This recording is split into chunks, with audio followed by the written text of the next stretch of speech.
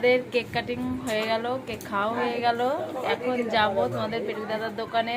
এই যে ওর বুনু কেক নিয়ে যাচ্ছে হাতে। হ্যাঁ, আমাদের ফ্যামিলির শুধু একটা মানুষই বাদ, দাদা দোকানে থাকে তো সারাক্ষণ, তাই ওই জন্য কেকটা নিয়ে যাচ্ছি। আসো। আমার অবস্থা আর মানে বললাম না, আমার এত শরীরটা খারাপ, ভাবিনি কিছু হবে। তাও বৌদি অনেক অ্যারেঞ্জমেন্ট করেছে, পায়েস করেছে আমার জন্য, কেক কাটা হলো, আমি এতেই খুশি। আমার দুই সোনা আমাকে সারপ্রাইজ দিয়েছে, আমি ওতেই অনেক খুশি। আমরা যাই আনন্দ করতে করতে, এটাই হলো মজা, তাই না? সবাই একসঙ্গে ঘোরা। যাবো, চা খেয়ে আসবো, একটু ঠান্ডা ঠান্ডা লাগছে তো।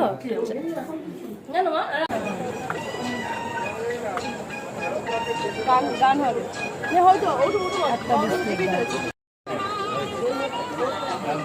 Happy birthday. তো উল্টো দিকে লিখছে বাটারস্কচ।